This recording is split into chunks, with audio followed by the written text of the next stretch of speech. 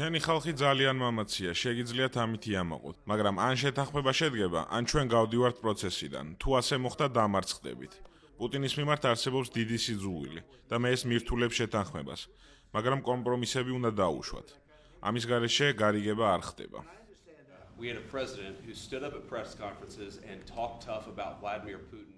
4 წელი ყავდა პრეზიდენტი, რომელიც მკაცრად საუბრობდა ვლადიმერ პუტინზე, რომელიც მალევე შეიჭრა უკრაინაში. იქნებ მშვიდობისა და კეთილდღეობის წინ გზა დიპლომატიაშია. იქნებ ამერიკის შეერთებული შტატების პრეზიდენტის სიტყვებზე მეტად მისი ქმედებებია მნიშვნელოვანი.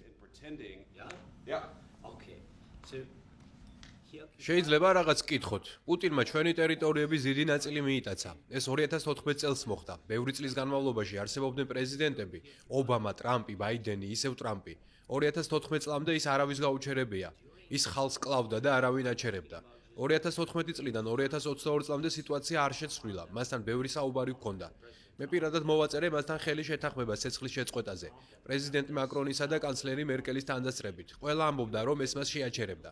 თუმცა რუსეთმა შეთანხმება დაარღვია და ჩვენს მიწაზე მოbrunდა. რა დიპლომატიაზე საუბრობთ, JD? რას გულისხმობ?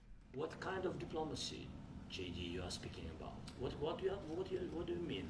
I'm talking about the kind of diplomacy. მე ვსაუბრობ დიპლომატიაზე, რომელიც თქვენი ქვეყნის განადგურებას შეაჩერებს. დიდი პატივისცემით, ბატონო პრეზიდენტო, უპატივცემულობაა ოვალურ კაბინეტში მოსვლა და მედიასთან ამაზე საუბარი. თქვენ გვაქვთ პრობლემები ფრონტის ხაზზე და პრეზიდენტ ტრამპს უნდა უმადლოდეთ ყველაფერს.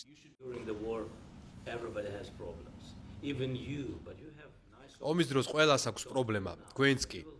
თუმცა თქვენ გაქვთ ულამაზესი ოკეანე, მაგრამ ამას მომავალში იგრძნობთ. God bless. You will not have a war. Don't tell us what we're going to feel. We're ნუ trying. გვეტყვი რას ვიგრძნობთ. ჩვენ ვცდილობთ გადავჭრათ პრობლემა. შენ არ ხარ იმ პოზიციაში, რომ გვიყვარნახო ის, თუ რას ვიგრძნობთ. ჩვენ ძალიან ძლიერები ვიქნებით. ახლა ხელში არ გაქვს საამისო ბერკეტები. Now you don't Very you play serious, cards. Mr. President. You're I'm playing very cards. serious. You're gambling. მე ძალიან სერიოზულად ვსაუბრობ. Millions of people. You think- You're gambling with World War III. What do you think? მესამე მსოფლიო ომს ეთამაშები, რასაც აკეთებთ ამ ქვეყნის მიმართ უპატივცემულობაა.